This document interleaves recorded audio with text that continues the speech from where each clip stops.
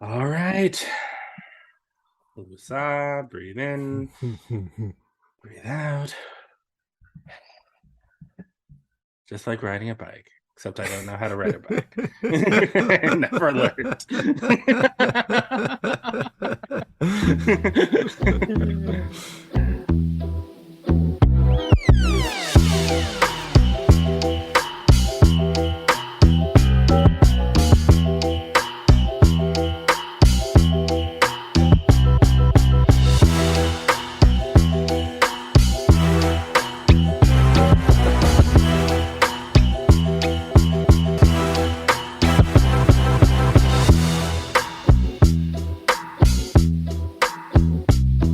All right, everybody, we're back. Just like some pink sauce you ate 10 minutes ago, we're back. It's time for your favorite podcast. It's The Score. I'm so sorry we took a little bit longer than we said we would for our mental health summer vacation situation. I've been thinking about that over the last couple of weeks. Like that last episode, we're like, oh, we'll be back in like 4 weeks. Make that like 8. Whatever. Crickets. This is us, just we are dismantling white supremacy culture. We don't need to. Right. Anyway, I'm sorry. This is The Score. This is Minnesota Opera's podcast all about opera, classical music, pop culture, as seen through the eyes of 3 Black queer opera administrators.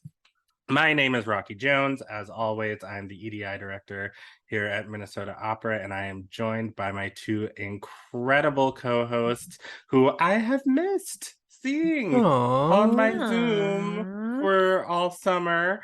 The fabulous Lee Bynum and the equally as fabulous Paige Reynolds. Hello, how are you? Howdy. Hello. I'm Oh good. my goodness. Okay. How was Quiet your summer storm. been, Felicia Ledesma?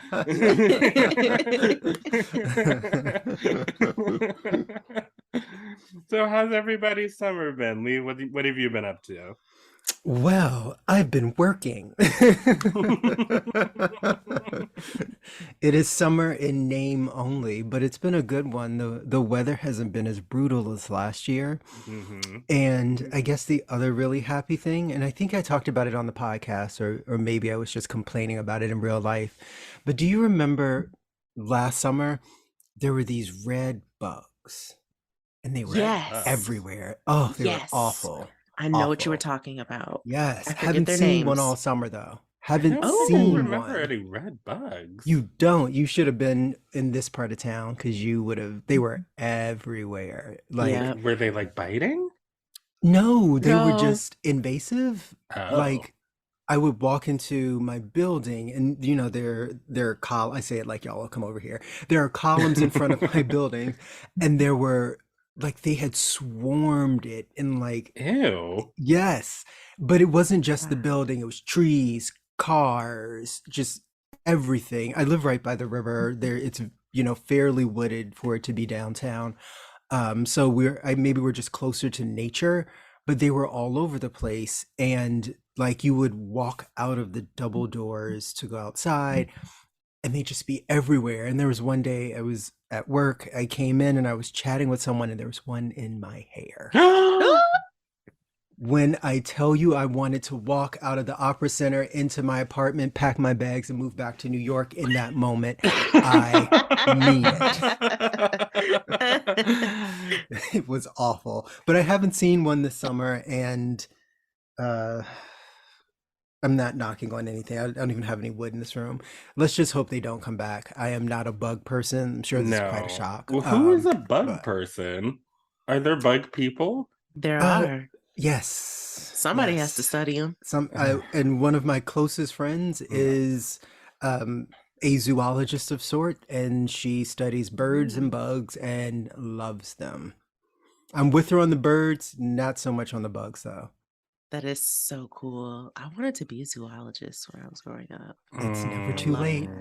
I love that. I did love bugs as a kid. Now, they're pretty. You know, they're kind of cool. Some are pretty. Some are pretty. Some are Some cool to are look at. pretty. Yeah. I seen cicadas on the sidewalk recently. They're Oh. back? Oh. I was confused. I saw just one and I was like, okay, that's kind of weird.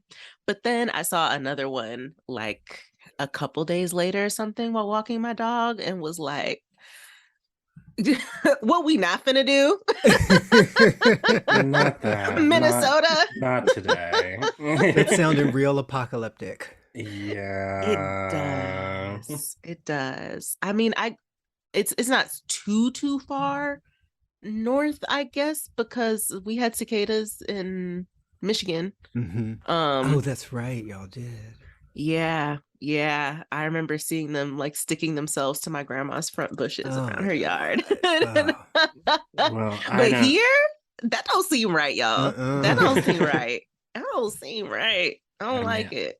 I don't know if you all have experienced cicadas in DC, but it's like a carpet on the sidewalk when they come. Like literally, you're walking literally through them. Like it's an ocean. It's the most disgusting thing you've ever seen in your entire life. Sorry, and audience. it's loud. It's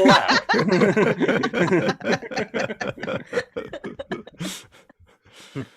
We are hitting the point in the podcast where if I were an audience member, I'd be like, nope, this is going to No. Okay, all right. Changing the subject. Let's talk about happy things. Paige, how was your summer? I know that the last few weeks have been wild for you. Wild. It felt like a game of I was playing like a game of dodgeball with the universe. Like and just trying not to get knocked the hell out. But also like some really beautiful things happening. So we may have talked about before on this podcast, and I'm a doula. I'm a full spectrum doula. That includes birth and postpartum and infant loss or all kinds of outcomes. But this was a birth. This was a home birth. My first home birth. Yay! Congratulations. Yay. Thank you. There's a whole story to this birth, though. It has been a ride. So actually, I was supposed to just be this client's postpartum doula. So that means after the birth. And my partner Nadine is also a doula, and they were going to be the birth doula. Nadine got COVID. So I was their backup. I mean, that is so stressful just for everyone. For Talk y'all, about it. for the mom. Like, it was like Nadine is okay though? Yeah, Nadine is good. Nadine is okay now. So at first, I mean, there were like the stages of first, like making sure Nadine is okay, my partner, and like making them food or like herbal teas or whatever, and dropping them off. And there's also just the sitting inside the house constantly aspect of COVID. So, and then catching up on like, okay, it looks like our client might give birth soon. So let's talk about that. And you know, what's the plan? What's happening there? Or, you know, catching me up on maybe some of the birth things that I hadn't talked about yet with the client. Or that is so much work. It was complicated. And poor Nadine having to do all that on top of having COVID. I mean, it was not as much. Actually, we tried to minimize that. And luckily, like I already knew this client. Like we had got a good sense of each other and, you know, started to build some trust. Okay, well, well, that's good.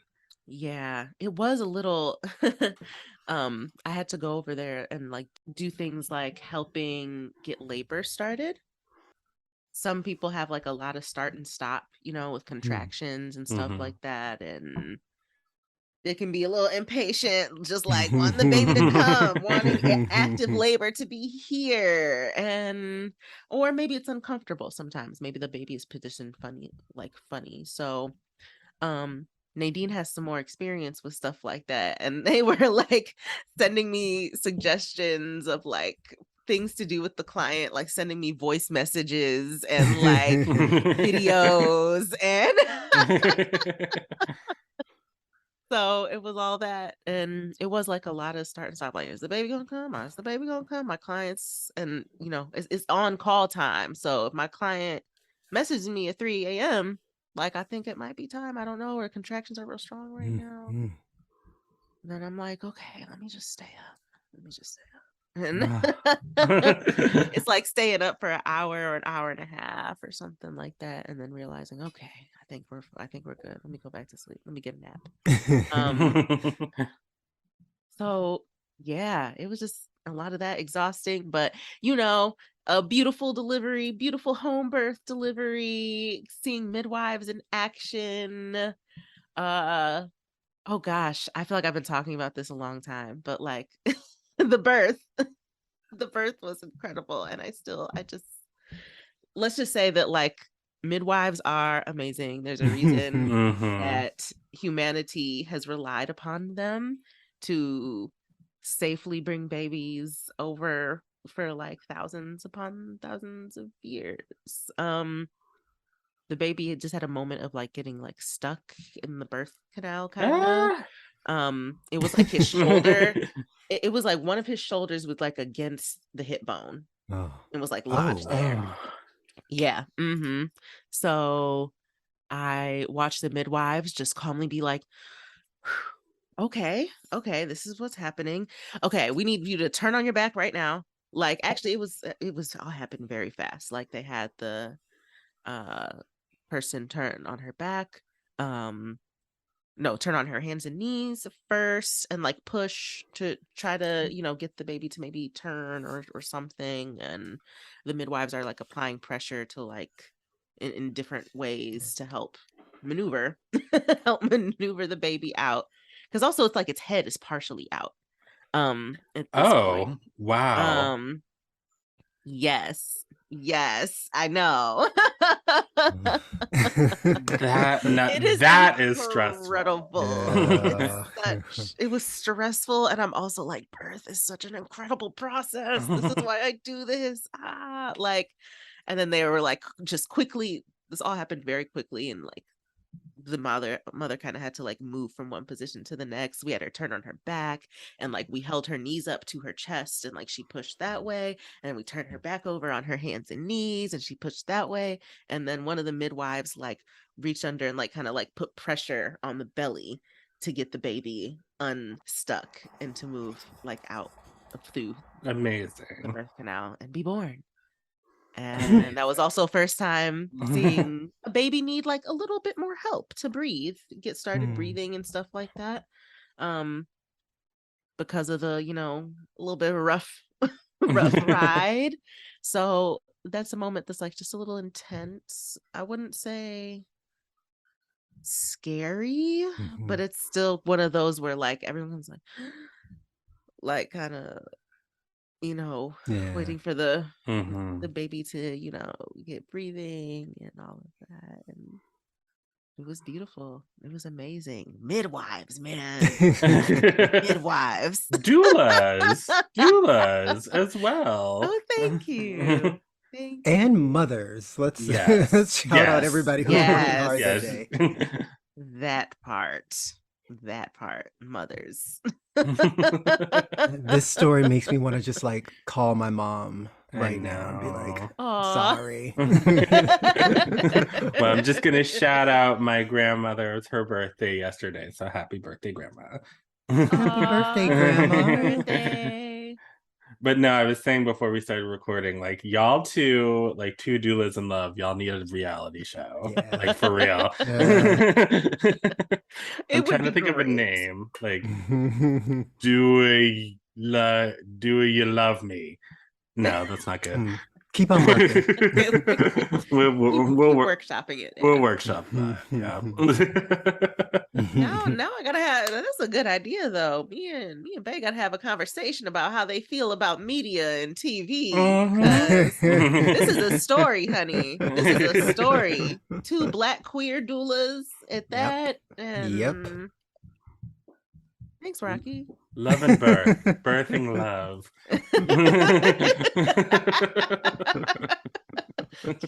keep working on it. Love is Let it simmer.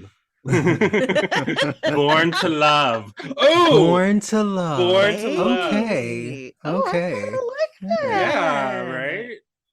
Yeah, That's a That's ring good. to it. That's good. See, I just had to get them all out. Born to love. I'm a Gemini rising. This is how I process verbally. Maybe you can start working on my catchphrase then. 'Cause Oh, okay. I have not.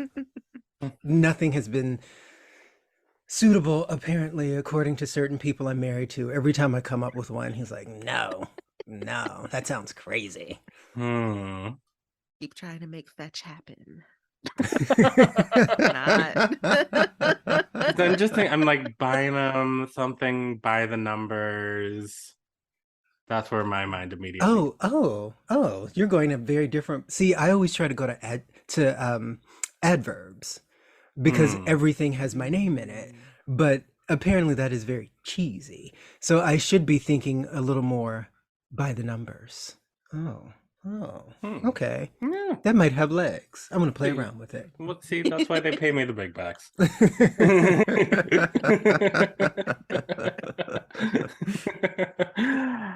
Well, my summer has been rather busy. Yes, it has. You've been going places and doing things. I've been on Working and running. planes, trains, automobiles, bicycles, tricycles, Moving and boats, shaking. yachts, catamarans. No, but it's been really fun. And now actually like the Sagittarius in me is like a little bit sad that I don't have a plane ticket for anything coming up. But it's been really Aw. fun. We my husband and I, it was our 10-year anniversary of being together. We like to celebrate Oh that wow! because Congratulations. thank you. We've been together since before it was legal for us to be married. So we like to celebrate that date. And so it was the Big 10. And so we went out to Palm Springs, which is our happy place, and rented a house and just like every day it was like, we should go like hike in Joshua Tree. We should hike the Palm Canyon Trail. No, we just sat by the pool and drank mimosas. Just luxuriating. Just like the Real Housewives that we are. But we actually had this really amazing, beautiful experience. So like our actual anniversary fell on a Tuesday. And if anybody's been in Palm Springs in the summer, you know that Tuesday is just completely dead in Palm Springs. It's hot. People don't want to deal. It's like all day siesta. Most of the day Monday as well. So like the restaurants are closed. Nobody goes out. It's just like a day for everyone to just chill. So we couldn't get like a restaurant reservation anywhere.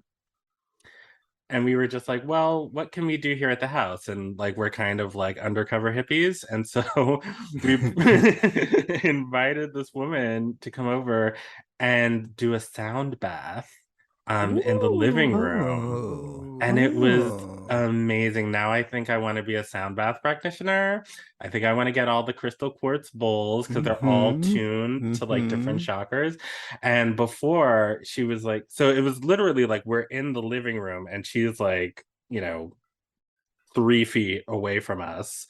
Like, and it was crazy. It was like sort of bobbing up and down on like gentle waves.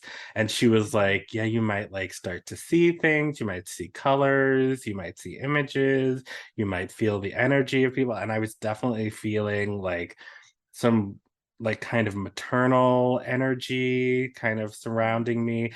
I started to see sort of this orangey sort of light.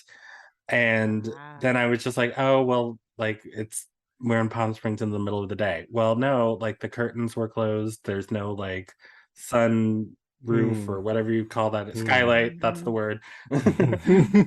So why would I be seeing an orange light? Like, and she was just like, oh, that's like your sacral, like trying to like say hello. And I was just like, oh, and it just made me start thinking about like my intuition and how like I'm very sort of like my relationship to my intuition could be stronger. And so it just gave me something to work on. And then she did individual Reiki sessions on both of us, which was just like really lovely and relaxing. And you know, Dennis, his energy was like she was getting some strange images, like a circle with a black bar through it. She wasn't sure what that meant. And, you know, she, you know, was spending a lot of time like in his head. And like he had brain surgery like 14 years ago. And she like picked up on that, like was like around the area like where his aneurysm was. It was kind of wild. Of course, for me, she said that like it was a joy spending time and my energy and and everything that I've been doing lately, I should just keep doing. And I was just like, stop! Oh my god! But no, but then she like taught me how to play the bowls, and like yeah, she and I like kind of had I think we're best friends. I don't know.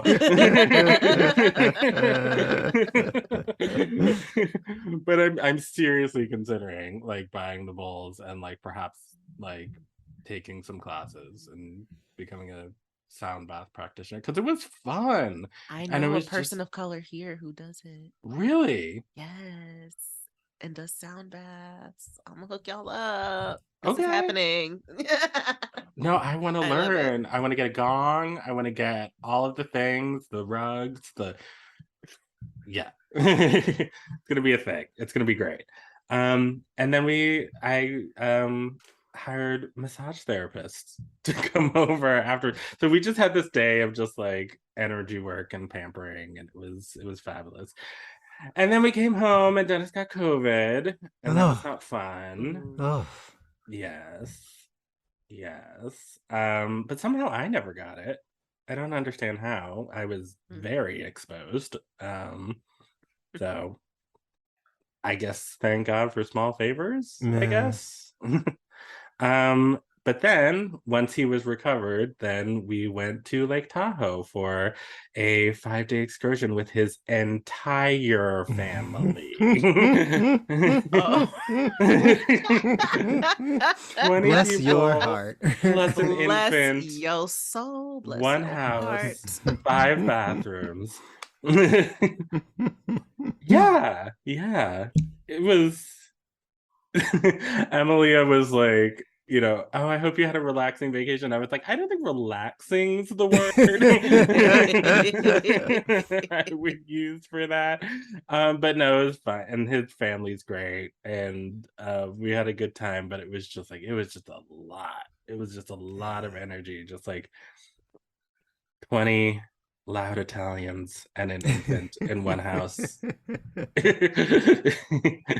It was woo. So happy to be back though. Welcome back. Thank you so much. Welcome back. But of And course maybe this conversation can serve as some kind of a PSA for everybody between Nadine and Dennis. COVID is still out there, you know, like for real. Hello. Yeah.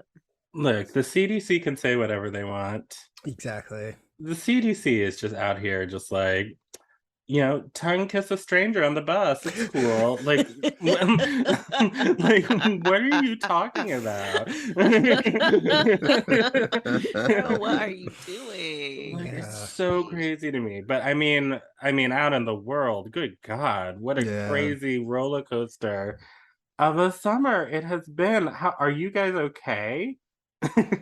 I mean, is anybody? I don't know. You know, I feel like everything just feels very off.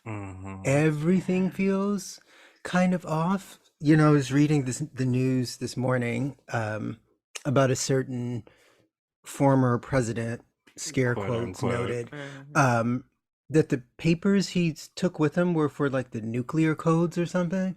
And it's like, well, this isn't what we do, you know? And it feels like between all the pandemics and this and HBO Max maybe shutting down, like the world is just not what And I the need it Supreme to be. Court. We haven't Oh, even recorded since that happened. have I we mean that not? that feels We like haven't. that feels We like that was haven't? Haven't. lifetimes ago. Oh my God. Sheesh. Yeah, What I forgot how my mad I was goodness. about that. Yeah. Hmm. God. Yeah. Yes. Yeah. So, The world. The world. Monkeypox now. Jesus, we probably haven't Yeah. recorded since monkeypox No, appeared, and I think right? we She were stepped on the scene. well, I Yeah. think in the Pride episode, I should actually say during the Pride episode, I made a joke about it being a sexually transmitted disease, and I should retract that. I apologize for saying that that was wrong and spreading misinformation in any way. Oh, but it's just so scary out there. And then there's this new one in China, the Langira, whatever it's called. Langia, something like Oh that. my Yeah. God. And all of these most recent diseases are coming from contact with Polio. animals. Oh, and right, polio is back. I mean, Yeah, that's dozens of cases in New York, apparently. So I don't know, y'all. Like I really don't. Like I'm either never leaving this apartment again or I'm gonna have to consider repatriation or something because I'm not quite sure that things are trending in the right direction. Well, where are you gonna go? not As you really. can see in this lovely backdrop behind me, there's wonderful real estate on the moon and it is nice and people free. So Fair enough. It's definitely far enough, I feel like, from the chaos. exactly. So Exactly. And the weather's probably just a tad better than it has been here. So Cool, no humidity. nice and quiet. Hmm. Oh my gosh. Well, I hope all of you out there are doing your best to stay sane and safe. It's wild, wild west out there, but we do have a great show for you today. We have a wonderful guest, our brand new youth music. Say this for me, Lee. Youth Music Programs Director. Thank you, Youth Music Programs Director Rick Hoops, who actually is also a scorekeeper. So, hey, Yes, that's right. very Yes. exciting. Is here to talk to us about some new programs that we're starting this fall at Minnesota Opera. But before we do that, there was some mess that happened. I don't know if y'all are aware on an Opera America listserv. And so we just want to talk a little bit about pronouns, gender identity, and the opera industry and Mhm. how what's going on and how all of those things are sort of commingling to create a what's the word that I'm looking for? Morass. Yes. And what are some things that we can do to perhaps make that better and make the industry a little bit more hospitable and inclusive, especially for our trans and non-binary friends. So we will be right back with that conversation and Rick Hoops. We'll be right back. Woohoo!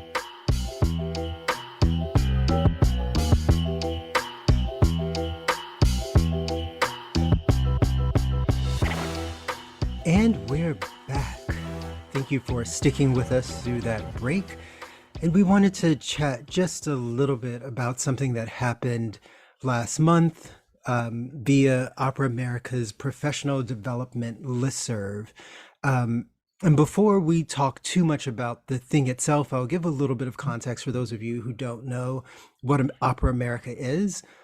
It is a service organization that opera companies and individual artists and administrators pay to be part of. They provide various types of services to those of us who are members, ranging from grant support for various things to all kinds of professional groups where you can come together with other people in the field at other companies who do similar work as you, and have some sort of professional conversations around how you do your work, how you may do your work better, and also fellowship, etc. And as a paying member, both through the company and as an individual, I've been a paying member since before I came to Minnesota Opera. I was a little put off by their response, and quite a bit disappointed by the conversation itself. So the long and the short of it is, on a listserv, which is sort of private, but not really, right? Listservs, you just join by clicking a button, right? So even though this isn't something that was public facing, this isn't anything that anyone in the membership could not be part of. There was a conversation between a group of folks, including some educators, and I think that will be important to hold on to as the conversation continues, where there were complaints around young artists' use of varying pronouns, their approach to pronouns and gender, which is seemingly hard to understand for the people who are posting, and the ways that their behavior was labeled as entitled, or somehow disrespectful. And a lot of it fell sort of under the general rubric of young artist attitudes, right? So I will say, just for the sake of being accurate, the way that the listserv emails were leaked, they were misordered. I don't know if they were intentionally misordered or accidentally misordered, but the way that they were released, it appears that individuals are responding to things that they are not. However, if you just take what was actually said, whether or not they were in response to particular things, in several of the emails, it's really alarming, right? At best, some of these folks are coming off as being misinformed or not understanding, and at worst, people are coming off as being actively, aggressively transphobic, disrespectful, and just not understanding, kind of for no good reason, right? As a person who's been in education for the last 22 years, I think we have a responsibility to understand our students first and foremost, much more so than judging them, right? It just doesn't serve anyone in any way, shape, or form. But the general tenor of the conversation was that if you have a way of expressing your gender identity, whether that is in your pronouns or in your deportment or in your sartorial expression, that there is something problematic about that, right? And that is deeply, deeply concerning to me and to everyone on this podcast. And I think it's an issue that we need to address, right? And we'll talk a little bit later in the conversation about what we're trying to do at Minnesota Opera around this exact thing, actively working to degender the teaching of music, because a lot of folks are damaged in the ways that we are imposing a system on people that is not the system that people are identifying with in the first place. But, I will encourage everyone to go through and read these emails for themselves and, take a pause and think about, what is your role in supporting other people's right to express their identities however they see fit? Amen. I think there's a second piece of this that I also found a little concerning. It's the framing that, first of all, every person who is using what may be considered pronouns in a non-standard way are children, and also not understanding that many of us are adults and are perfectly capable of making a decision for ourselves about how we wish to be received and why we are presenting ourselves in certain ways that we can be completely articulate around, right? And for me, like some of what the undertones of this conversation were was that there's something like pathological about not, using the pronoun that corresponds with the gender that was assigned to you at birth, right? Like that the fact that there is no sense that there's a broader way that people approach their identity, and also that identity can be very fluid, and that the terms that we have available to us may or may not fit how every person understands themselves, right? And the fact that that is still such a hard conversation for people to accept. And instead of taking advantage of any number of resources that are available in the world, I mean, there are literally dozens of websites Literally out there. pronouns.org. Literally, it right? could not be easier. And Pronouns.org. right, and God forbid somebody actually have a conversation with the person and just ask someone that they know, what are your feelings about this? Why do you present in a certain way? Instead, people just kind of react and judge. And just in my own life, the number of times that someone has actually taken the time to ask me about what they are seeing, they are few and far between, but the commentary is not, right? And I think it's just, in this moment, it doesn't have to be that. This is a topic that I think we can have open conversations about, especially if you don't understand and you're coming in contact with folks. Like, I think that's a basic professional obligation.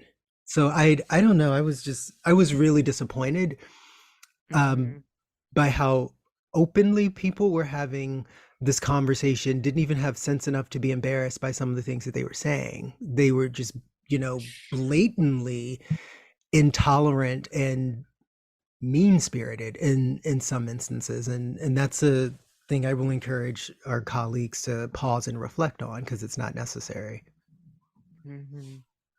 Yeah, there were I think one of the the things in here that's, I don't know, I think the entitlement piece and the language of an entitlement that was used a lot keeps sticking out for me for a couple of reasons. That I see this, I don't know. I read the messages, and I can't help but also see the threads and connections to white supremacy culture and that way of viewing the world, and of classifying things around you or people around you, especially when it comes to this notion of like comfort as well. I think when folks are saying that people are being entitled when they want to be addressed in or seen as who they really are, or in a way that is affirming, that is comfortable for them, you're saying, well, no, I'm entitled to my comfort more. Right. So, Exactly. Like, right. That's so it's literally really like, one of Tima Okun's, characteristics of white supremacy culture, that right to comfort. Exactly. That right to comfort, that right to if something isn't like written down or quantified or continuously affirmed by the institutions that I respect, then I don't then it's not valid to me. Something that isn't, I think, also often named as part of white supremacy culture is the how children are valued. I think. I think like I have recently come to see children as like a whole oppressed class of themselves on their own. Just because of how little we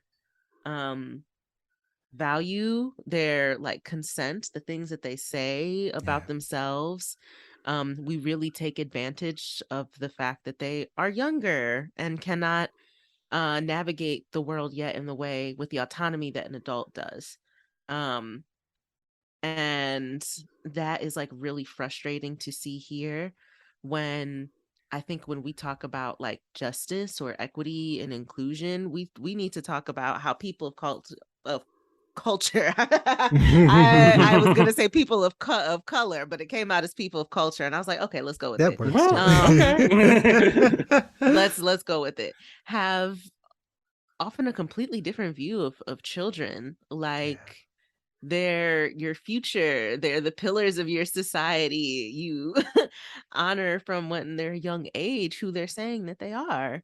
And it's not just, oh, they don't know because they're young. It's also like, well, to a lot of us, like children are like your returned ancestors and things like that. So you actually listen super close to what they're saying about about who they are or what they're revealing, because they were, they just had the experience of being born. They're not all tainted by the world yet and stuff and jaded like we are.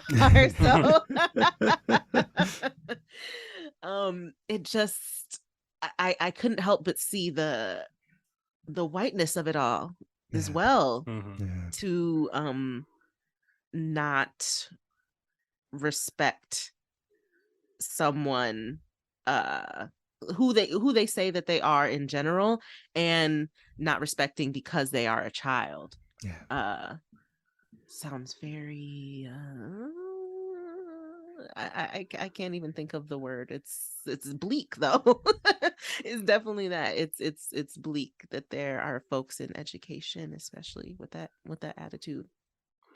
And I have been remember the first conversation that I had with my parents about my own gender and sexual orientation was when I was about 6, and I can still pretty clearly remember the conversation because I was trying to figure stuff out at that age, right? And a lot of those things come to bear in how I think about myself as an adult. And for me, because I'm thinking about it, I can appreciate which parts of my identity are fluid and which parts are fixed, right? And I think anybody who's spoken to me for more than 2 seconds will know immediately that I am Black. I'm Black all day, and that's a thing that I feel very strongly, and it's a huge part of my identity. But other things about how I understand my gender, how I understand my sexual orientation, that is not fixed, and it hasn't been, and it probably won't ever be, right? And the ways that I choose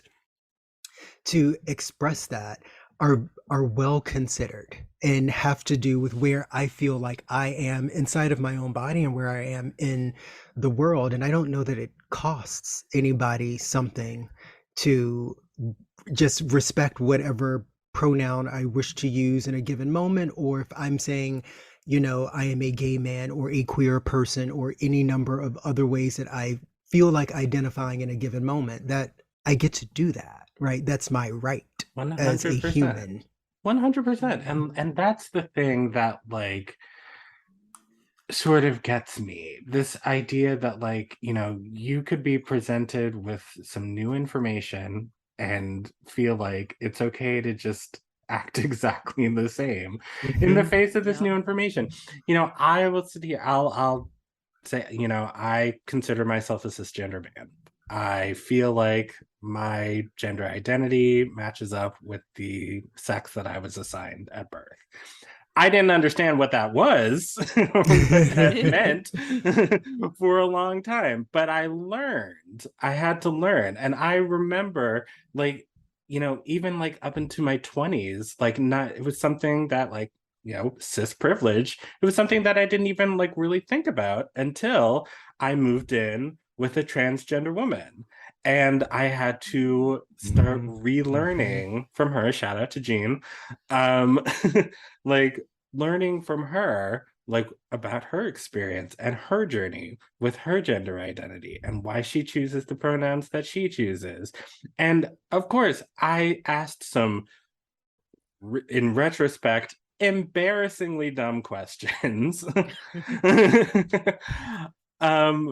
And she was very patient. And in some cases, I remember one in particular, she was just like, that's really personal. And I was just like,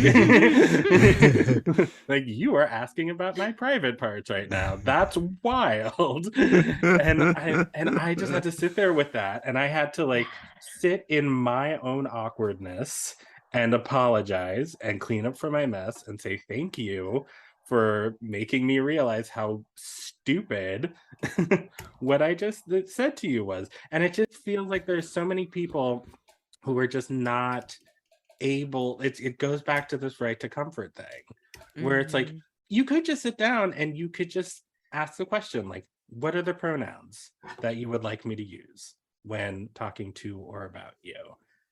And they'll say she, her, they, them, whatever. And then you just take that on. And yeah, you're going to make a mistake, probably. But then you just apologize. You thank them and you move on and you do better next time. This whole idea of like, I will never change. I will never acknowledge your humanity. I will never sit here and believe that you are who you tell me that you are, that your experience inside your own skin is the experience that you're having.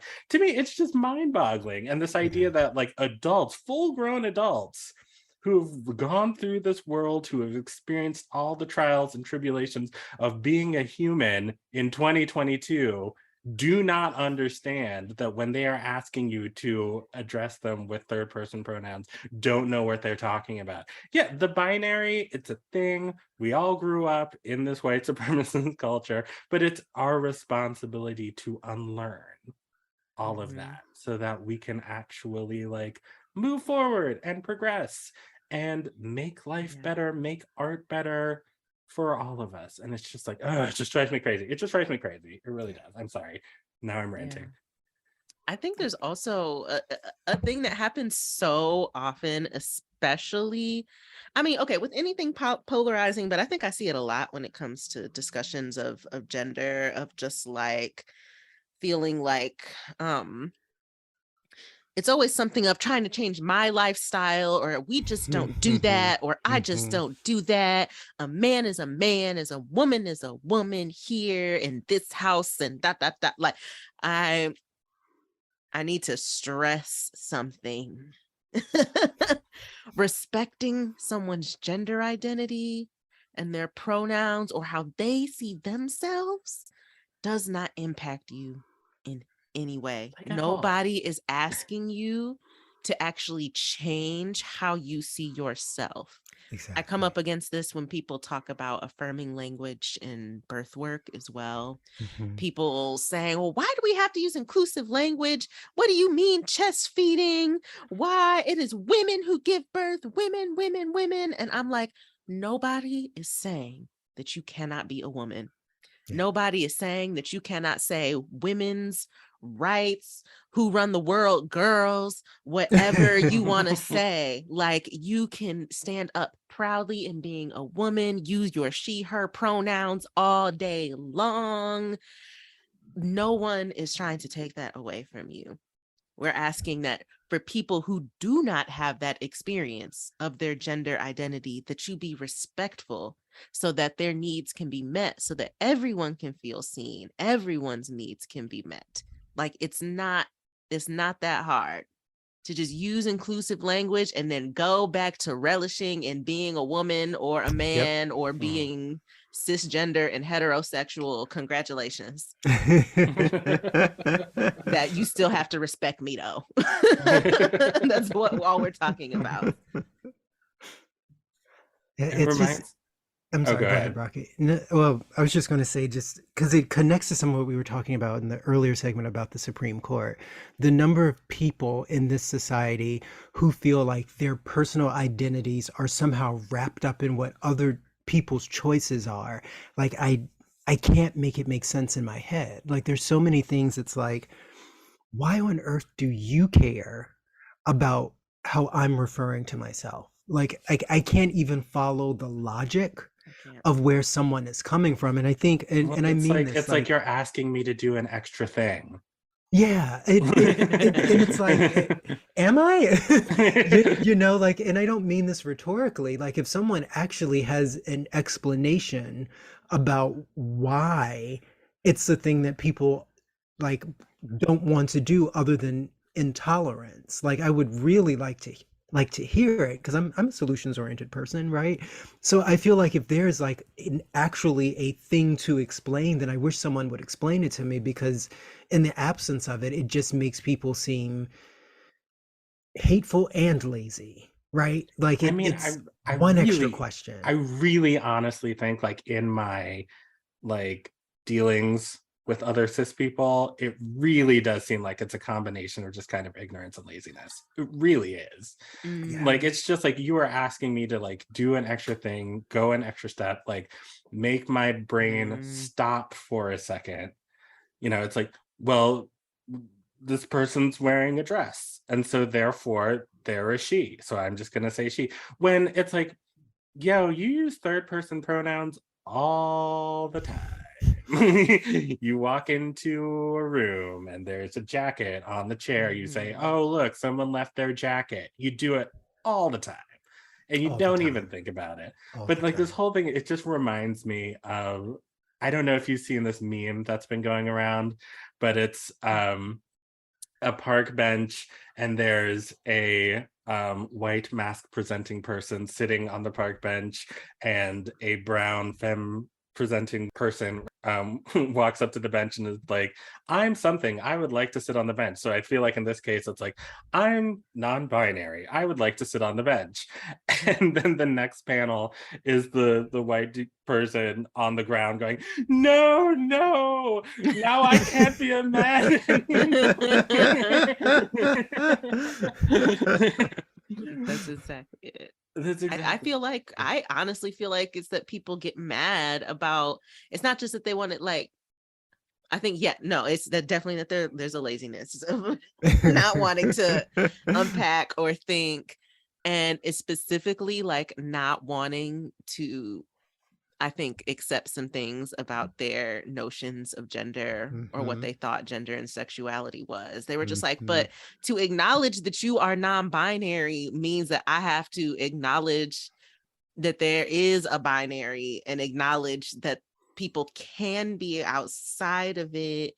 It means that I have to actually do the work of like not automatically in my mind, no matter what I say, like ascribing you to man or woman. Does Mhm. that mean there's other people who are this way? Like, oh my God, like breaking down, malfunctioning, error, cannot compute, 404 error. They're just like, I don't want to do it. And like here, especially when there's a strong and apparently growing, doing just fine, like Christian evangelical movement and stuff like Oh, that, Jesus. or other like folks that are really down with traditional patriarchy, you know, they really don't want to try, like their whole Yeah. world is built on this. Relying on this binary, like telling them what to do and how to Yeah. live their lives. And so they're just like, wait. These are the people who are not following that.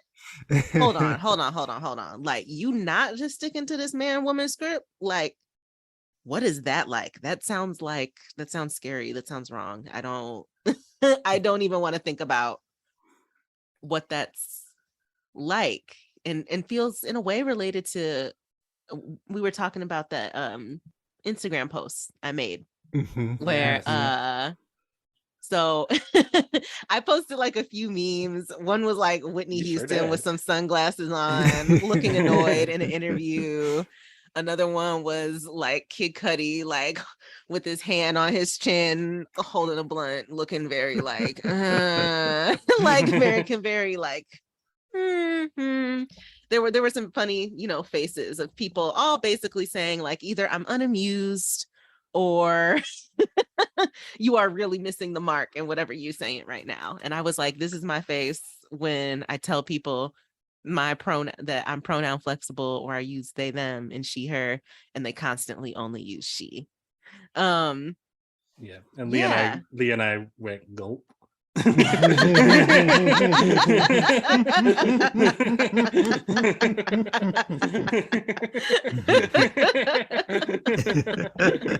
that's okay. That's okay, because at least you're reflecting, you know? But I think for me also part of why that happens, or at least that I suspect, I usually wonder if part of why that happens is because people are, maybe they feel okay about using like correct pronouns, but for me there is even an additional step of like seeing how am I viewing this person's gender in my head, like when they're not around. Especially even like when they're not around, how am I thinking about this person or talking about them?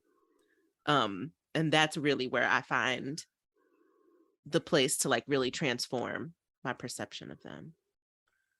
Let's put a pin in this really quick because our guest has arrived. Woohoo! So everyone, we will be right back with Rick Hoops and we will be continuing this conversation.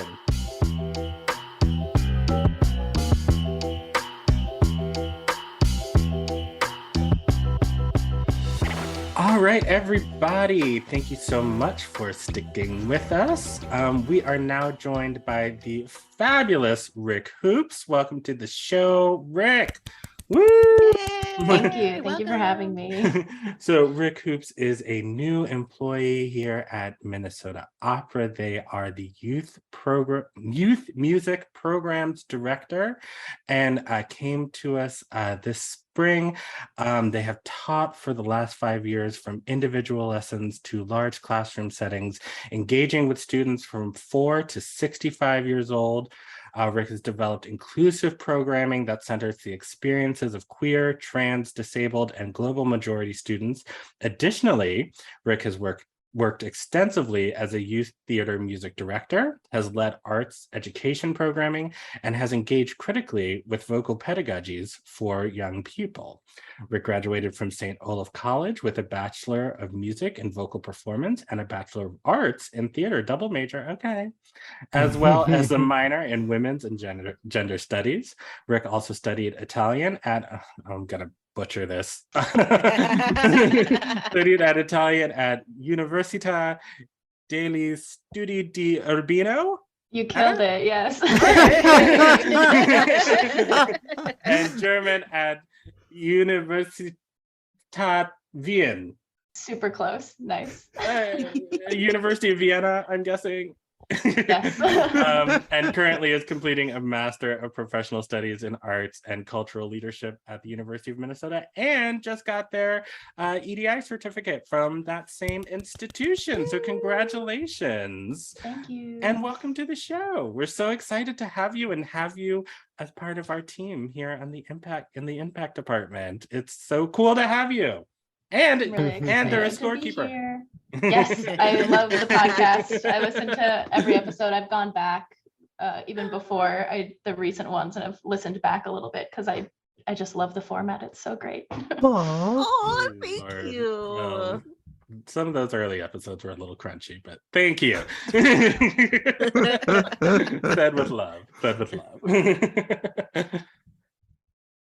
Well, I will say this, and hopefully I will not embarrass you at all, Rick, but when we met you, you were actually interviewing for a totally different role. And as the interview was going, I kept thinking, there is something else I would really like for them to be doing with us. And I kind of took the very weird route of saying in the middle of the interview, how do you feel about being considered for a different role that I haven't even made up yet?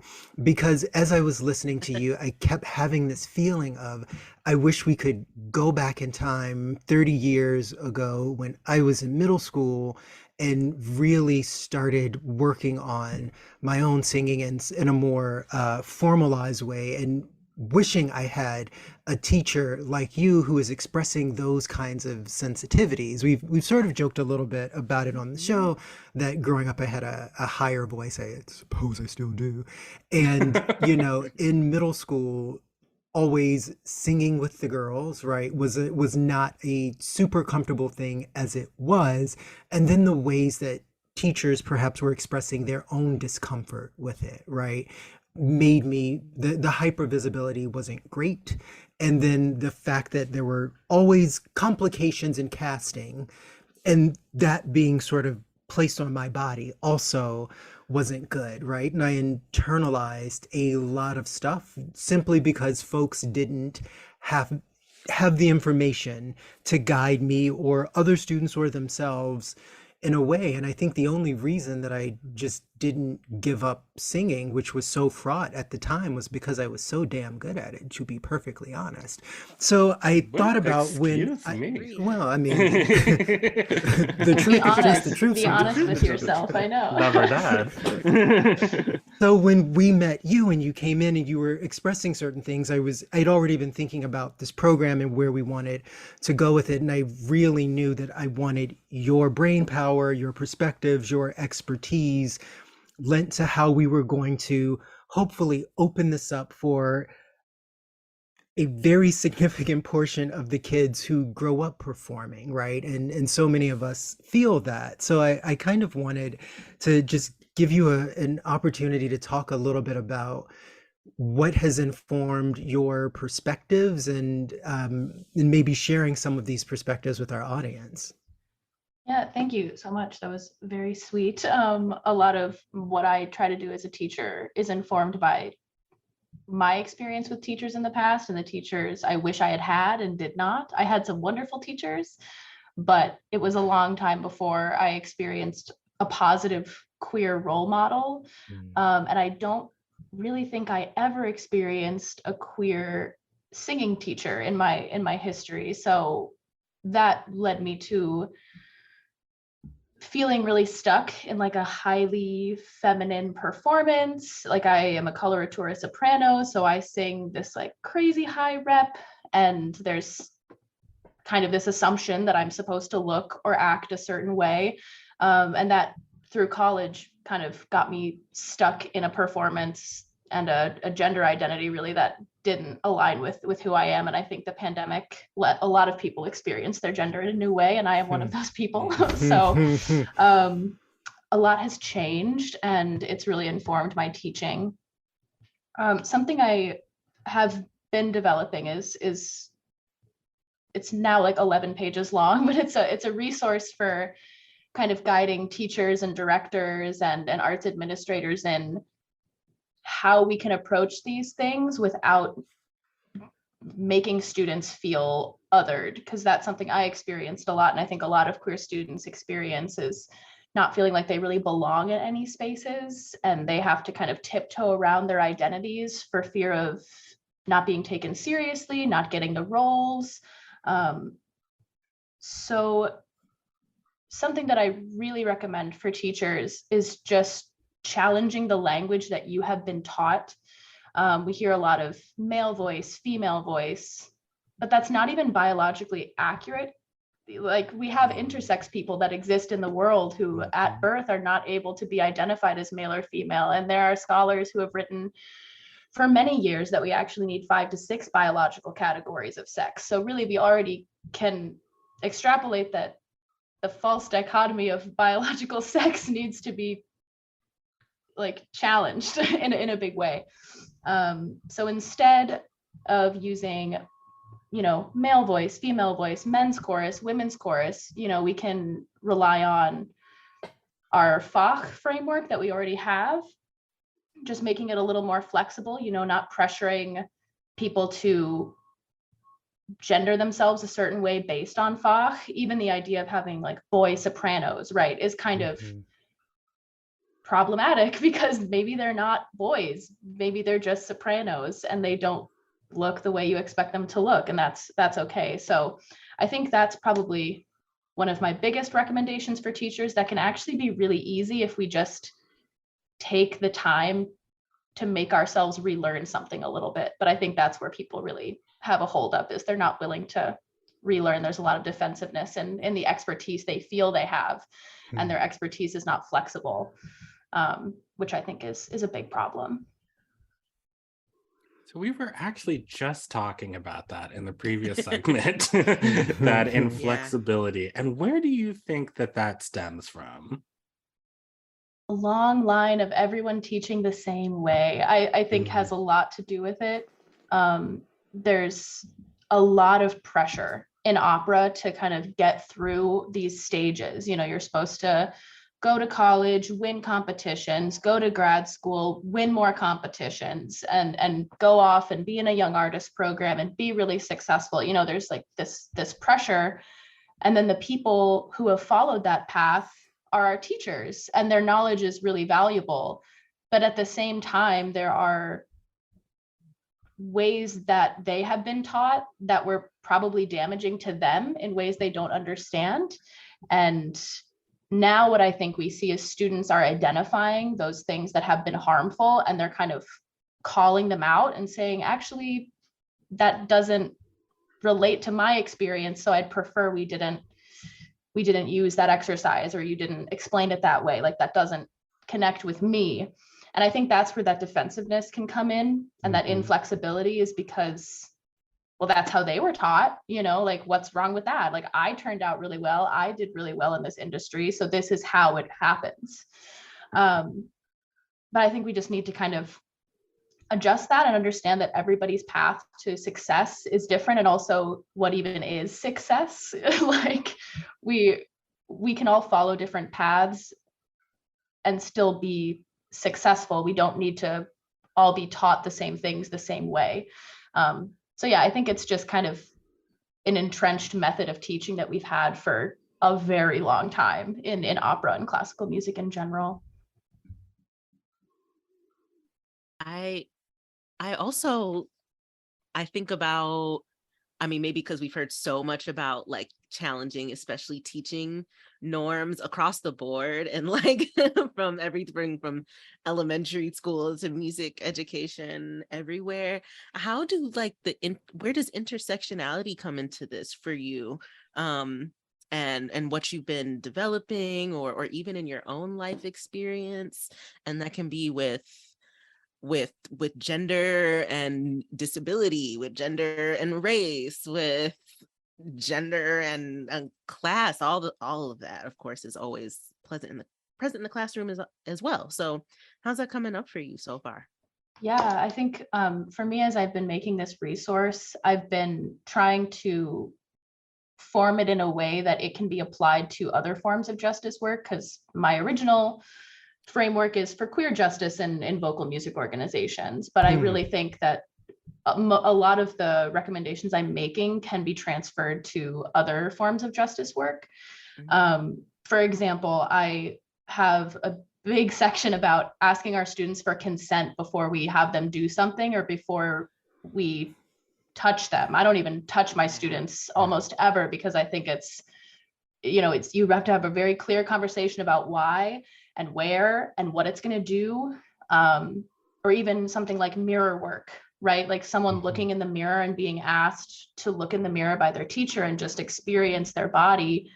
We don't know what history of trauma they have. We don't know how their body has been marginalized in the past and how that affects them emotionally still. You know, like we have so many practices that we haven't really zoomed in on and thought, how does this affect people with intersectionally marginalized identities, right? Like someone who is disabled and queer might look in the mirror and have a really hard time experiencing their body in a public, like, you know, it's one teacher and one student, but that still feels really public. It's not a personal space. So I think intersectionality is always on my mind, and I definitely need to do more work as I develop these resources to include people of the global majority, as I work on like racial justice and equity, and wrapping that in here. So I've been lucky to speak to a couple of colleagues who have given me some great input, but I definitely think we have to consider intersectionality and understand that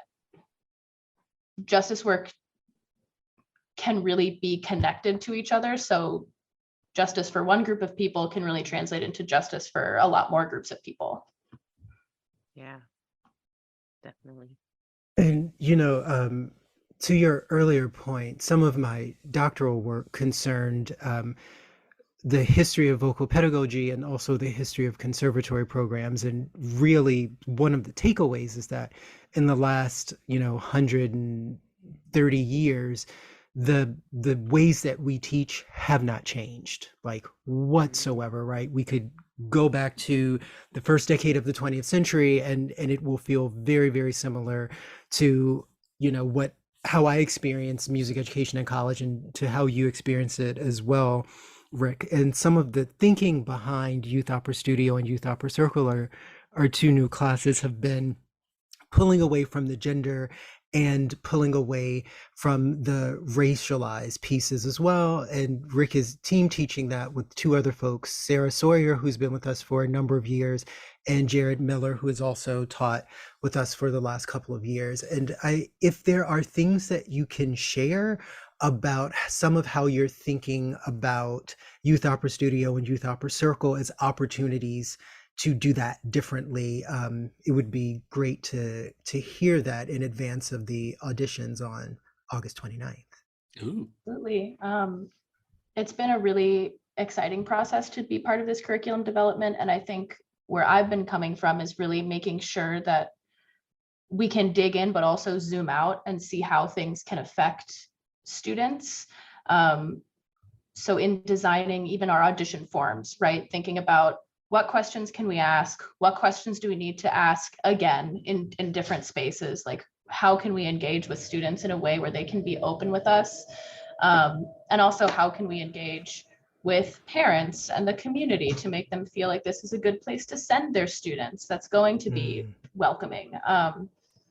So we're still in the thick of curriculum development, but I'd really like to see us continue to move forward with care when it comes to what our exercises are going to be, what repertoire we're picking for people, when it comes to rehearsal tracks or giving students examples of great singers.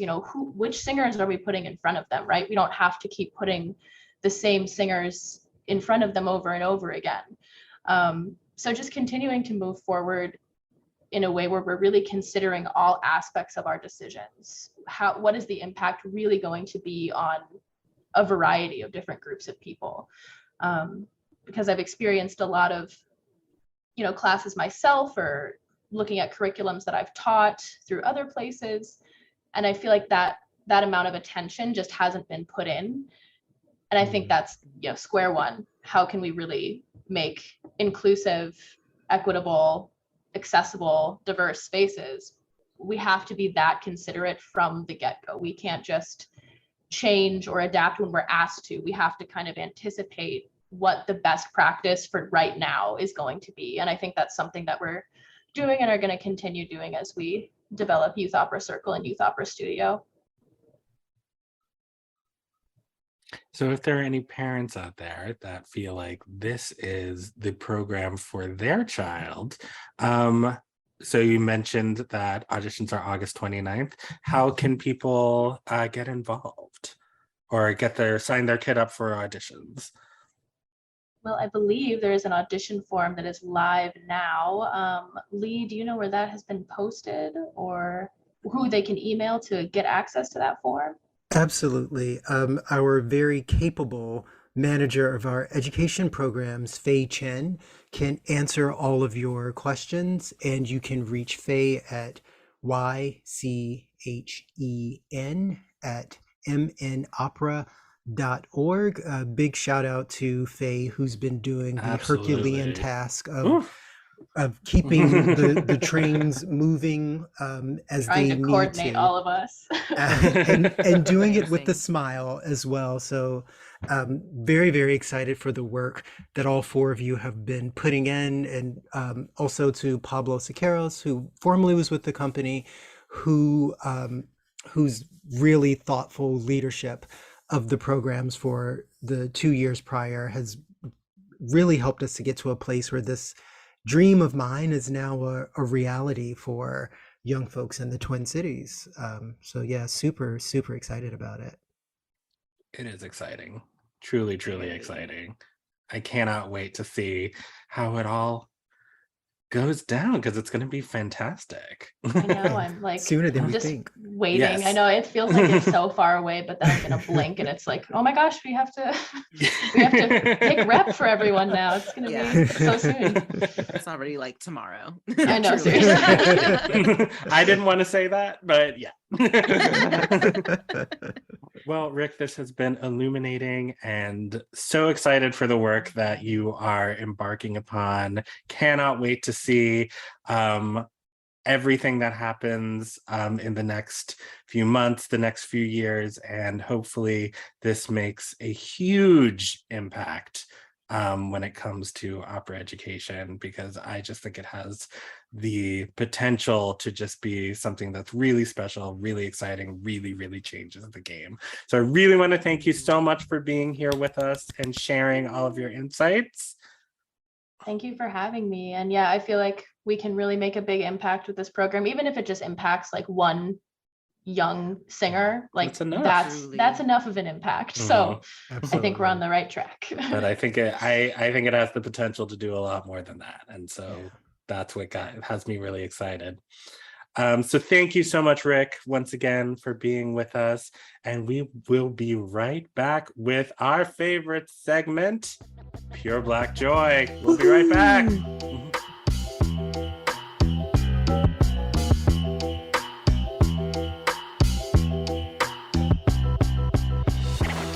All right, and we are back. Big thanks to Rick for being with us. That was a fabulous conversation. But now it is time for our favorite segment of the show. Yawo, you're up. Ready? And a one, and a two, and a 1, 2, 3, 4. It's peanut butter jelly time, peanut butter jelly time, peanut butter jelly time, peanut butter jelly, peanut butter jelly, peanut butter jelly with a baseball bat, peanut butter jelly, peanut butter jelly, peanut butter jelly with a baseball bat. Yes, it is time for Pure Black Joy, where we celebrate all of the Black people, places, things, ideas that are making us happy this week.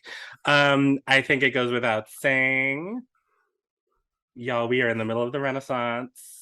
Yes. Yes, honey. So, honey. And we could do a whole episode about this album.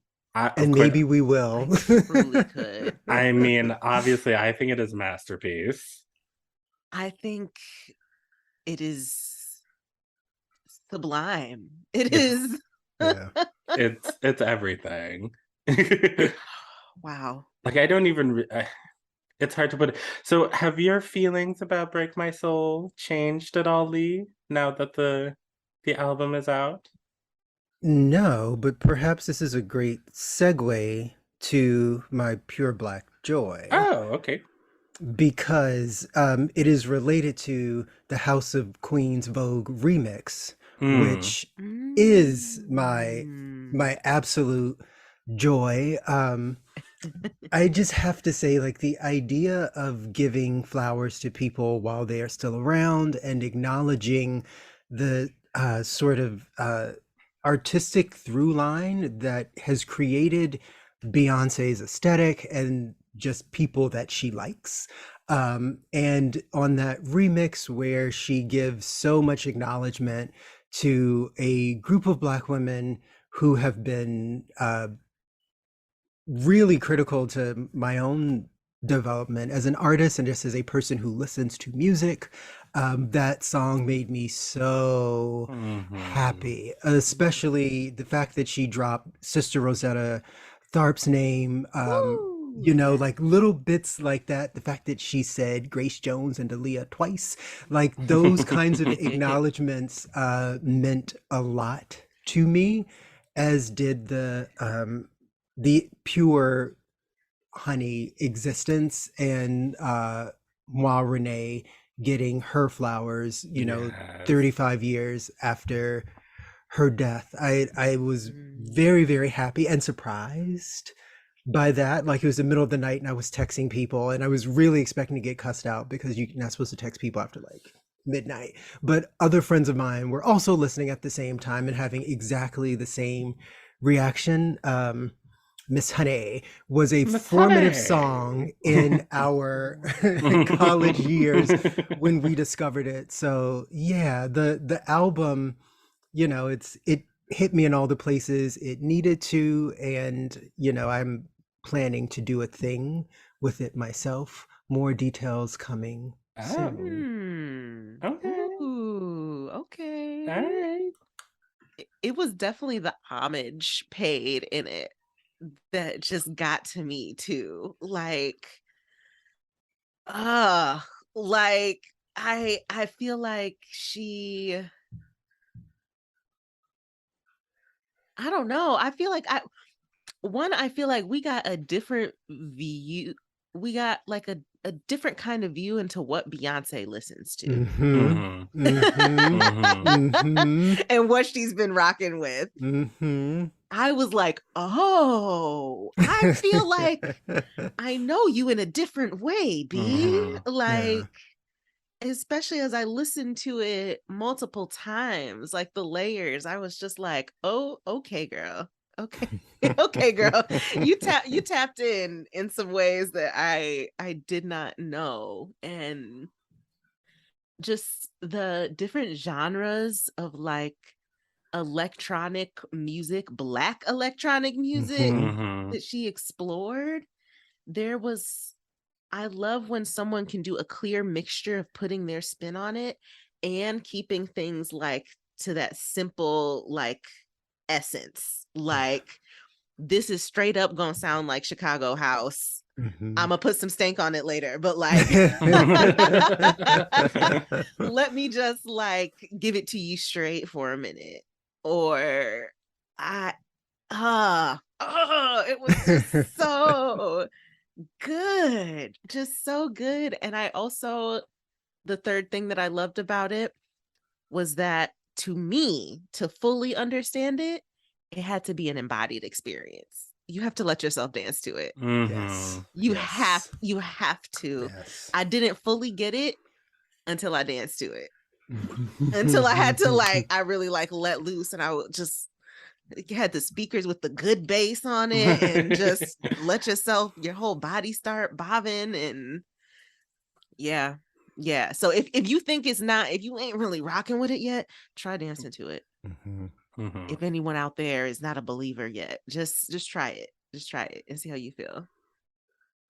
And for me, it's just this unabashed just celebration of just Black queerness for me. Yeah. And it is just so beautiful. There are just not a whole lot of spaces where Black queer folks are celebrated. And if they are, it is for some capitalistic purpose, or it's for to sort of Mhm. Mhm. steal some of the innovations and just the beauty of what we do in order to sort of repurpose it for some BS.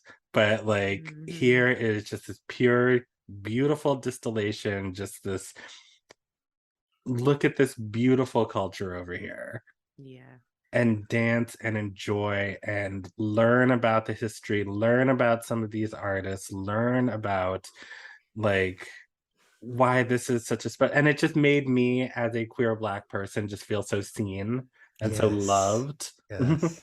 Like it felt like there was just like a warm hug around me while I was getting my life and shaking my ass. Like I'm also being hugged. And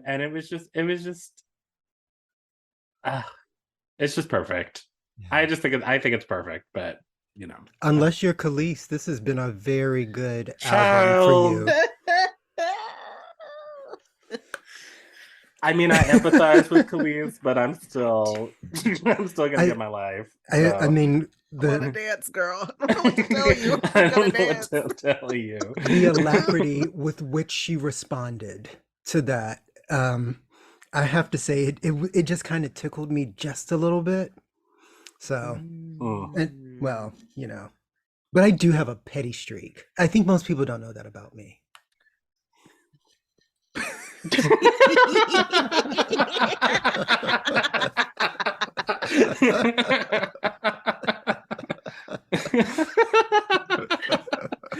Oh, I missed you guys. Same. Same. Our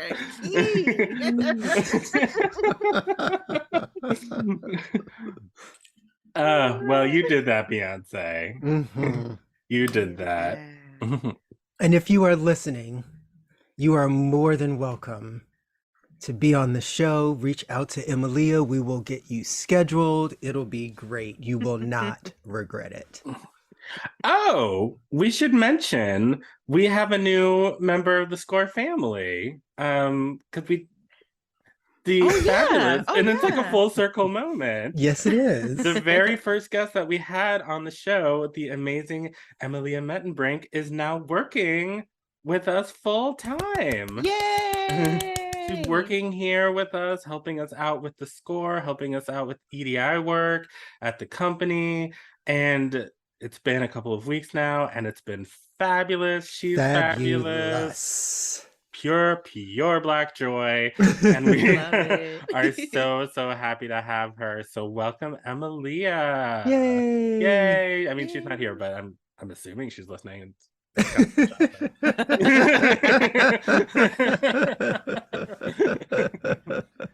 But I have two quick little Pure Black joys that like I had meant to do in previous episodes, but I wanted to make sure, but I forgot.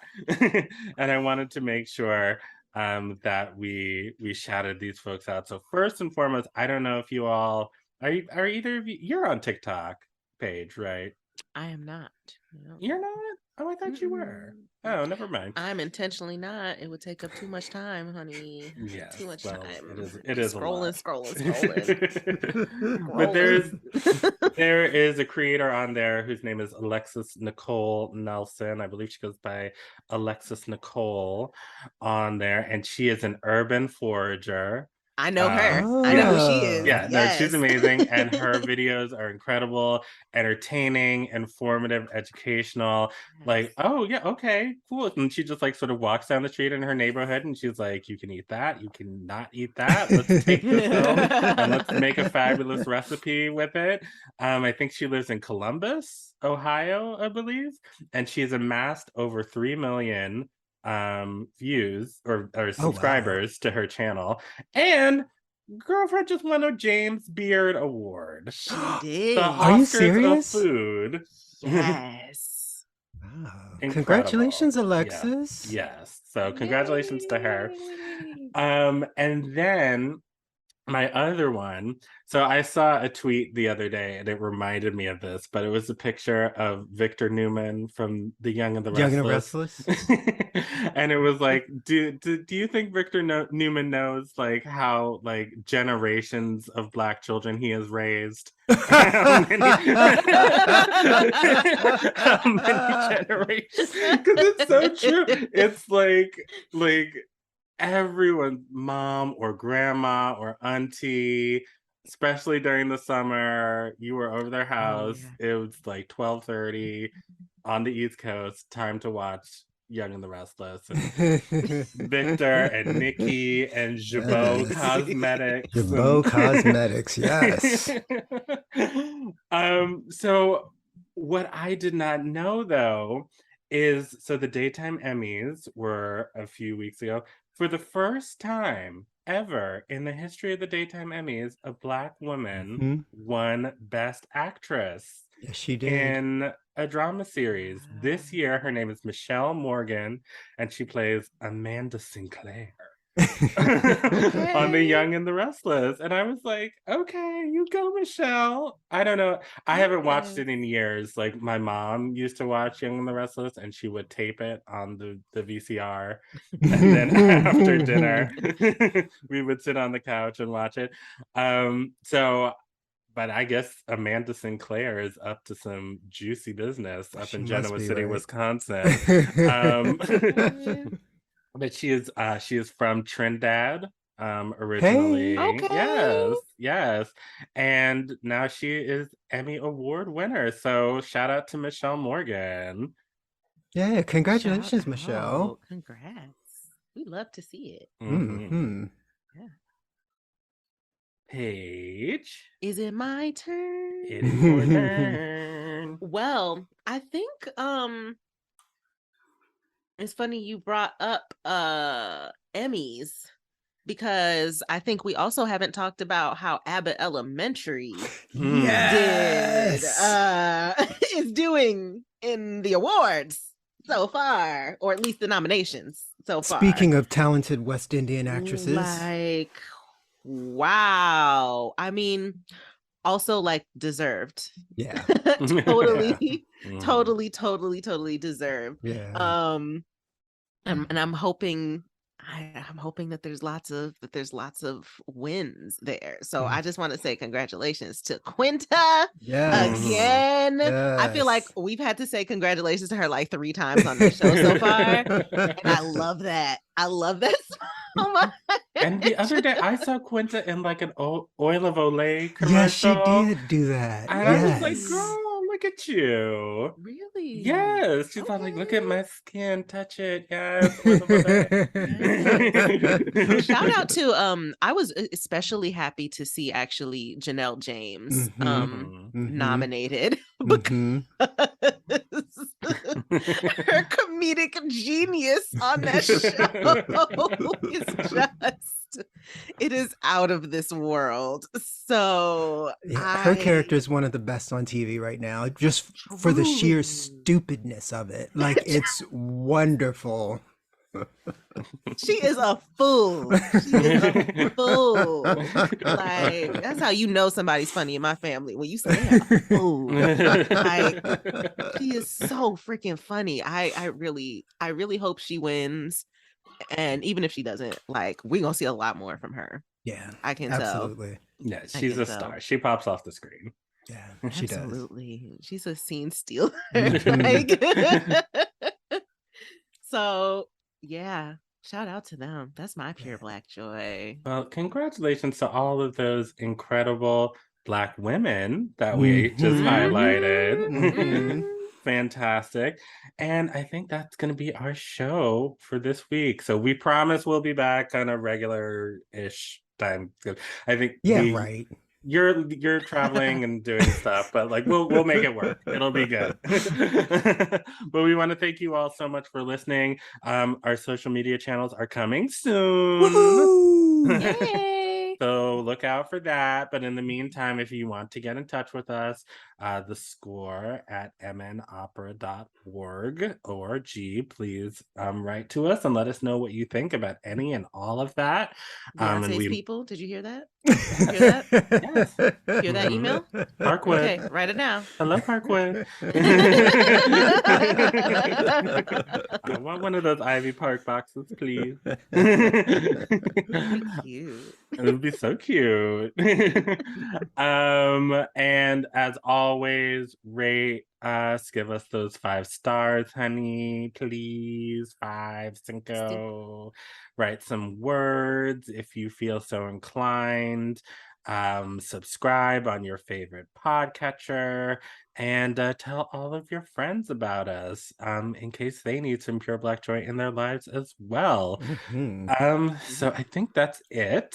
Thanks once again to Rick Hoops for being with us. Yay. And thanks to the 2 of you for being with me.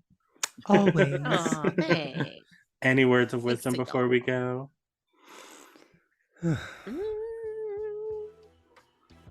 Don't tongue kiss people on the bus, no matter what the CDC says.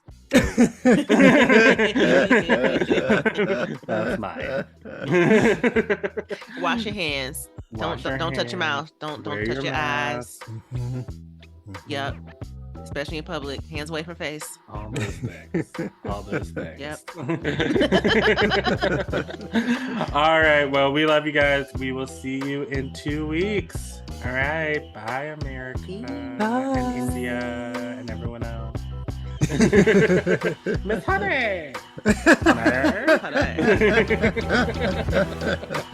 Honey.